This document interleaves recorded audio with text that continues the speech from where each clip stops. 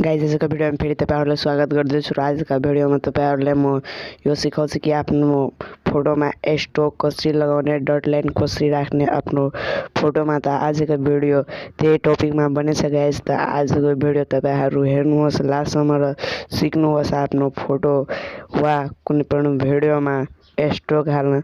Stock हालेपछि हाम्रो video राम्रो देखिन्छ।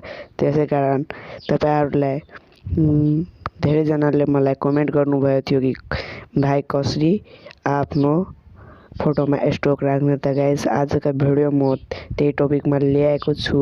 तपाईहरु भन्नुभएको थियो नि कि आफ्नो फोटोमा कसरी स्टोक राख्ने। त गाइस हेर्नुहोस् यो भिडियोलाई लास्टसम्म र मेरो च्यानलमा यदि नयाँ छ भने गर्नु सब्स्क्राइब र साथमा बेल आइकन दबाई अलमा गर्नुस् प्रेस। त ल गाइस आजको भिडियो म सुरु गर्दै छु। ल साथीहरु म आफ्नो मोबाइल स्क्रिनमा आइसकेको छु र तपाईहरुले एउटा डाउनलोड गर्नुपर्छ एप जसको नाम हो पिक्सल ल्याब। त गाइज म पिक्सल ल्याबलाई ओपन गर्नु भयो। त ओपन गर्नु भएपछि गाइज तपाईले यता थ्री डटमा क्लिक गर्नुपर्छ। क्लिक गरिसकेपछि गाइज युज इमेज फ्रम ग्यालेरीमा क्लिक गर्नुस् र आफ्नो ग्यालेरीबाट ब्याकग्राउन्ड चुज गर्नुस्। त म इक्जाम्पलको लागि यो ब्याकग्राउन्ड चुज गर्दैछु। त चुज गरेपछि यता ठिक चिन्हमा क्लिक गरेर यसलाई ठिक गर्नुस्। त म यता ठिक चिन्हमा क्लिक गरेर यो फोटो मलाई राम्रो लाग्यो ठिक गरिसक्यो। त्यसपछि फेरि गाइस तपाईहरुलाई थ्री डटमा क्लिक गरेर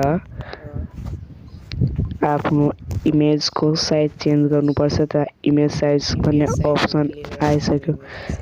आइसकेपछि गाइस तपाईहरु केको लागि यो थम्बनेल बनाउन चाहनुहुन्छ, म युट्युब थम्बनेल बनाउँछु। त युट्युबको लागि यहाँ ओके गरिदिनु भयो। त्यसपछि गाइस यहाँ प्लसको आइकनमा जानुस् र फ्रम ग्यालेरीमा जानुस्।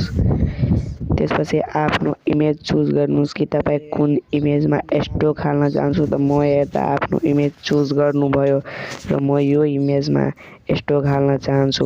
स्टोक हाल्नको लागि गाइस तपाईहरुलाई आफ्नो भिडियोलाई ब्याकग्राउन्ड रिमुभ गर्नुपर्छ। त म त्यो टपिकमा पनि एउटा भिडियो बनाइदिन्छु। तपाईहरु आफ्नो भिडियोको थम्बनेलको लागि ब्याकग्राउन्ड रिमुभ गरेर फोटो कट गरिलिने।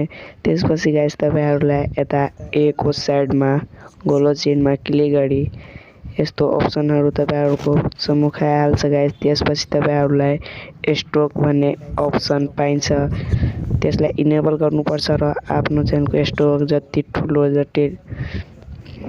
ठुलो पनि गर्न सक्छु। त र कलर धेरै छ यहाँ गाइस हेर्नुस् ब्ल्याक रेड र यसको इमेज तपाई आफ्नो अनुसार यसको इमेज चेन्ज गर्नुस् र स्टोक कुन कलरमा राख्नु हुनुहुन्छ तपाईले त्यो कलर चुज गर्नुस् यहाँबाट गाइस।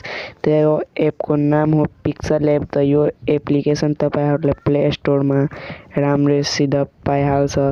त ल स्टोक हाल्ने पुरा तपाई सिक्नुभयो। र गाइस तपाईहरुले यो भिडियो कस्तो लाग्यो कमेन्ट लेख्नुस् र कमेन्टमा मलाई जसले कमेन्ट लेख्छ त्यसलाई म सपोर्ट गर्छु। र यदि तपाईहरुलाई पनि सपोर्ट चाहनुहुन्छ भने कमेन्ट गर्नुस्।